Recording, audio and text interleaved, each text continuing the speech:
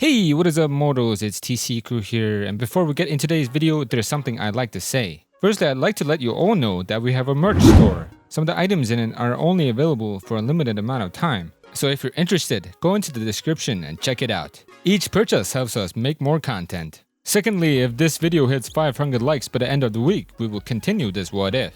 Thirdly, if you didn't know, only 41.3% of you guys are subscribed to us. So please hit that subscribe button and click the bell icon. Now with that out of the way, let's get into the story. The next day we join All Might as he is on his way to UA in a slight rush, when he suddenly hears about a villain causing trouble and starts to take a detour to deal with it. However, as All Might was heading towards where the villain is, he remembers the conversation he had with Principal Nezu a few days ago and the promise he made to put his duties as a teacher first, causing All Might to stop for a short second as he thought about what to do. Though he doesn't like it, All Might decides to ignore the incident and head on to UA, actually getting there on time while still being able to go into his buff form so he can teach a few classes. Over with Class 1A shortly after the bell rings, Mr. Aizawa announces that they'll be performing rescue exercises for today's lesson, also mentioning that they will be going to an off-campus facility for it, which makes all the students even more hyped for the training. Once Aizawa finishes warning the class about using their costumes and the issues they could have during their training,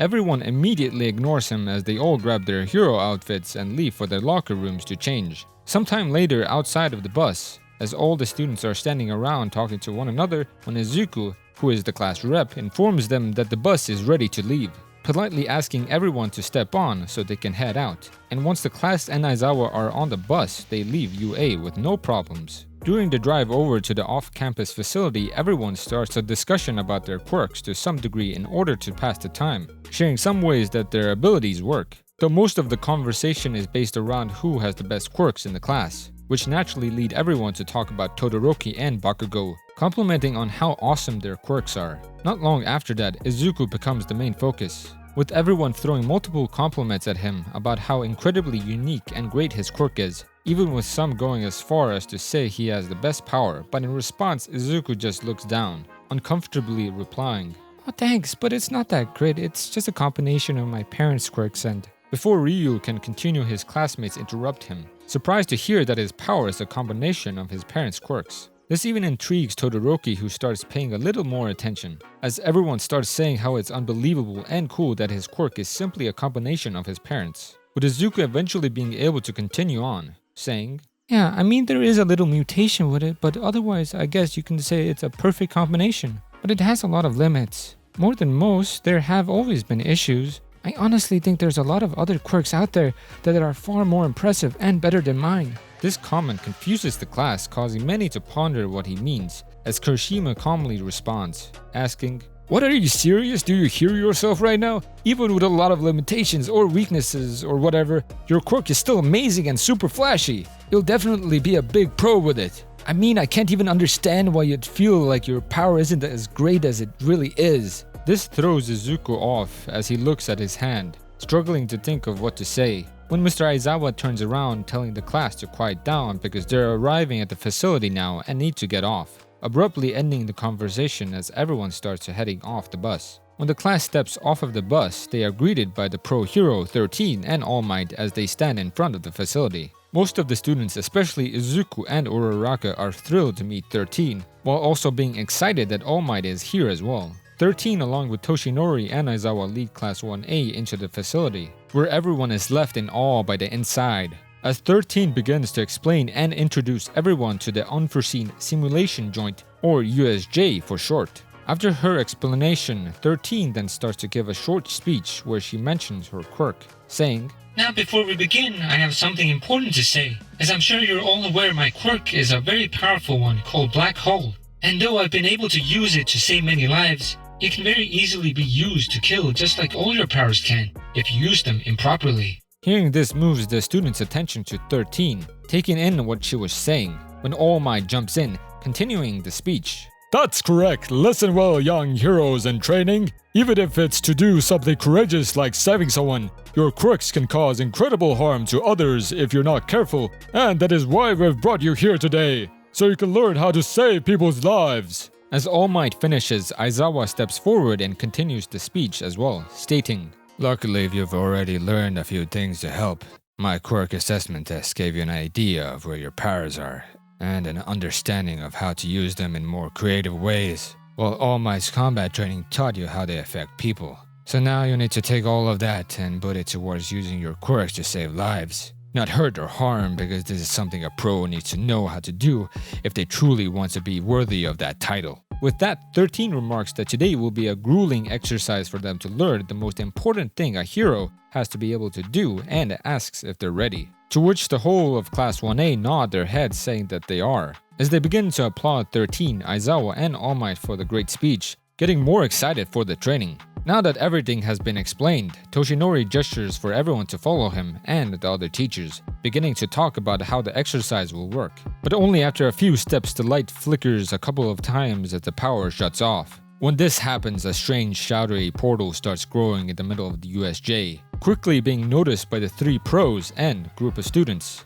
who are all standing there utterly lost about what's going on. Right then, the portal grows very large, allowing a man covered in fake hands to walk out of it, with an army of villains and a massive creature falling close behind, unnerving all the students as many start nervously asking if this was a part of the training. A few students attempt to get a better look by moving closer to the stairs, but are stopped by All Might, who puts his hand out, exclaiming, No, don't get any closer. This is unfortunately anything but a hero exercise. Those are real villains, and they're clearly here for a fight. In reaction, the curious students step away with looks of disbelief, much like with their fellow classmates, as Eraserhead quickly puts on his goggles, harshly barking at the students. Relax, we got this, but just to be safe, Kaminari, use your quirk to call up the campus and inform them of what's going on here. Kaminari does as Aizawa says, trying to contact the school, but for some unknown reason is unable to get through, which Eraserhead replies to, saying,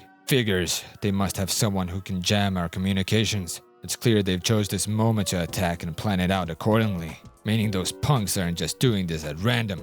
13, evacuate the students and get the campus for help when you can. Me and our symbol of peace will handle this trash until backup arrives. 13 immediately gathers up the class, taking them towards the exit as Izuku turns back to All Might and Mr. Aizawa, wishing them good luck. To which Eraserhead replies, giving a confident smirk. Kid, you can't be a pro by relying on luck alone, but thanks anyway. Aizawa then runs and jumps off of the stairs, rushing fast towards the villains as they get ready to use their quirks to deal a swift end to the pro. But in a near instant, All Might appears in front of the horde of villains, delivering a powerful smash that sends a large number of them flying, while also knocking out quite a few of them in the process. Aizawa then leaps over All Might, erasing multiple of the villains' quirks, as he begins to cut away at the criminals' ranks with ease. And since Toshinori is lending a hand, nearly half of the villains in the central plaza have already been taken out. Before we get back into the story, I would like to say that we got a second channel called Anime Deep Dive.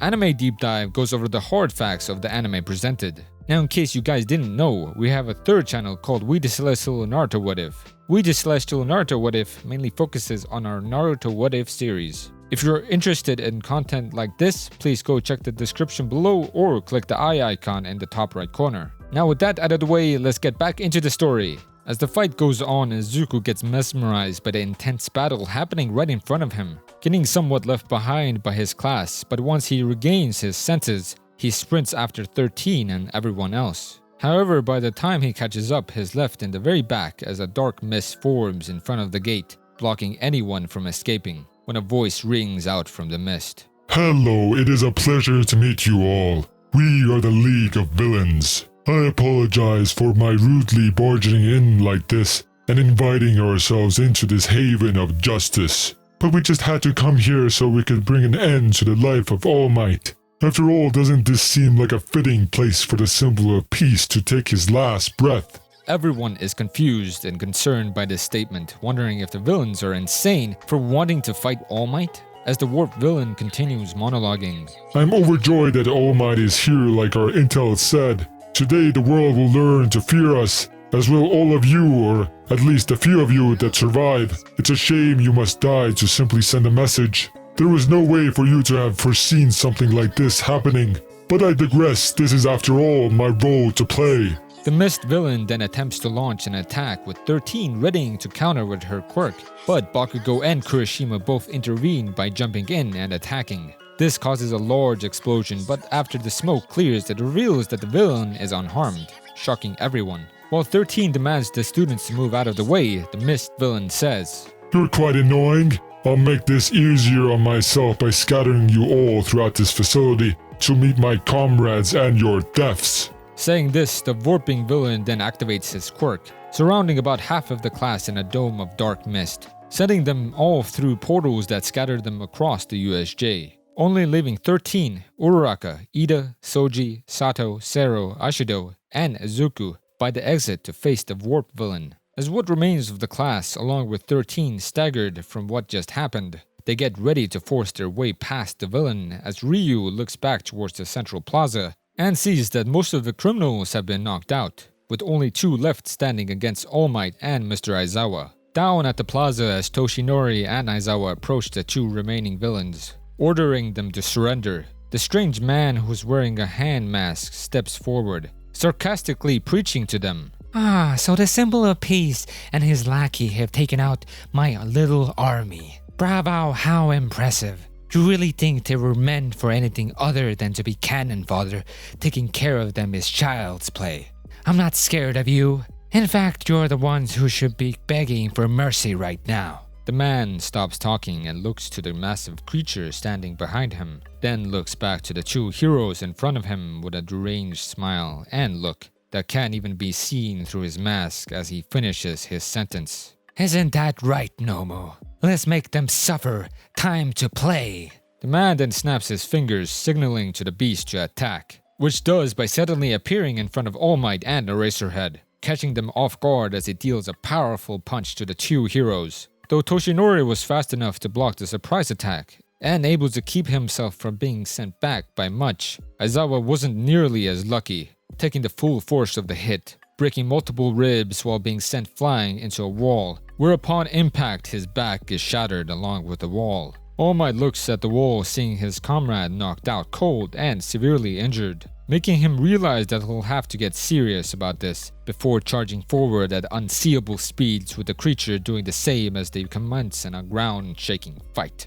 As the fight continues, All Might and Nomu are trading blows at almost the same speed, but it doesn't last long. After a wild punch hit Toshinori's wound, causing him to cough up blood while staggering back, allowing the creature to gain the upper hand as it proceeds to beat down harder on the number 1 hero. With this, All Might's speed begins to slow down as he takes more and more damage, which makes it so he was getting hit more often, effectively creating a vicious cycle that was making him lose more energy by the millisecond. Seeing his idol being punched back like this sends chills down Ryu's spine, watching something he thought was impossible. A feeling of fear combined with an unwavering urge to step in both fought in his head, forcing his mind to race as he debated whether or not to intervene, being incapable of making a decision. That is until the beast throws a left hook, hitting All Might square on his injury once again, resulting in him sliding into a wall as he fell to his knees, while coughing up more blood.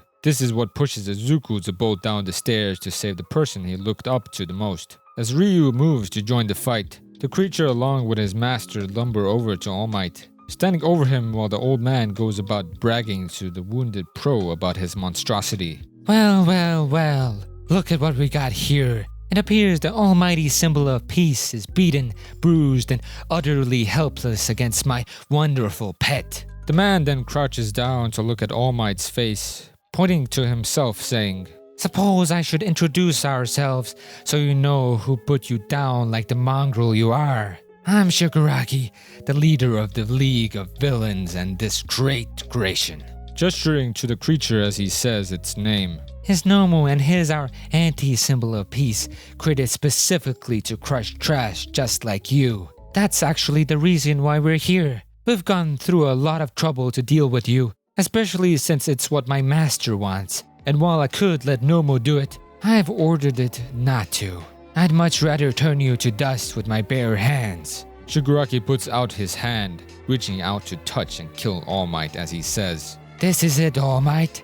Time for you too. But before Tomura could do anything, he's suddenly hit by a barrage of small green flames, burning his hand along with other parts of his upper body, triggering Nomu to stand in front of Shigaraki to shield him from the flames. which burns the monster slightly in doing so. Right after this, with an abundance of green flaming orbs surrounding him, Ryu places himself between the villains and All Might, giving a menacing glare as he prepared to fight. In response, Shigaraki furiously yells out at Izuku, Who the hell do you think you are, brat? How dare you attack me right as I was about to end All Might? I'll be sure to make you pay for daring to interfere. With a cold look, Izuku replies, You can call me Ryu, and I won't let you hurt anyone else. You can say you'll make me pay, but I'm not scared of you. A hero never backs down, so I won't either. I'll stand and fight you along with any of your other cronies too. This response irritates Shigaraki a lot, and as he is about to order his beast to attack Izuku, All Might uses 2 smashes to unleash powerful air pressure waves, which knock Tomura away by quite a bit and forces Nomu back a few feet, though it doesn't retaliate due to Shigaraki's previous orders. With a brief opportunity, All Might struggles to his feet and readies himself to charge back in. When Ryu mentions that they need to be careful, but All Might replies, scolding his student, There is no we. There's only me, so leave. It's not your responsibility to fight these villains, it's mine. And I refuse to let you step into danger like this. Now get to safety, I can handle it from here. Ryu looks up at All Might with a determined grin and sternly says, No, All Might, it is my responsibility. I want to be a hero who can save people with a smile on my face, no matter what. And what kind of a hero could I be if I just stood by and did nothing? Plus, I couldn't stand there and watch you die, All Might. You're my role model. And don't worry about me, I don't need protection. Once he says this, Izuku breathes out large plumes of green flames, while also setting his bag of flame to add more to his fire that is already circling around him, giving off an emerald glow. Shigaraki is left stunned by the sight of such a powerful quirk, along with All Might, who is not only amazed by Izuku's power, but also by his determination and inspirational words, which caused Toshinori to reluctantly remark, Alright then. If you want to fight, then be sure to do as I say when I say it. And make sure Shigaraki doesn't get close to me, or you. And when you see any openings on that creature, take some pot shots to whittle it down. But above all else, stay out of harm and run if things go bad. Is that understood? Midori nods his head, agreeing to do as his teacher says, satisfying All Might enough to allow Izuku to help. When Shigaraki stands back up, he glares at Ryu and All Might as the two stand ready to fight, causing the deranged man to whisper to himself about how they'll pay for this as he snaps his fingers to signal the Nomo to attack, which it immediately does, charging at All Might, starting the fight once more, but this time with Izuku right in the middle, fighting alongside the symbol of peace and lending support as best as he can in order to defeat the treacherous villains standing before him now. That's going to be it for today's video. Thank you all for watching the video to the end. Now there are a few more things that I'd like to go over before the video ends. On behalf of We the Celestials, I'd like to thank the writer of this video as well as the editors for this video. Their details will be in the description. If you're a voice actor, editor, or writer, or you're interested in becoming one of those, go to the Discord that is in the description of this video and hit up the head of one of those areas. We're always looking for members to join us. That's it from us for today's video, so thank you all for watching, and don't forget to hit that subscribe button if you're interested, and hit that like button if you liked the video. Until next time, peace out mortals, have a fantastic day.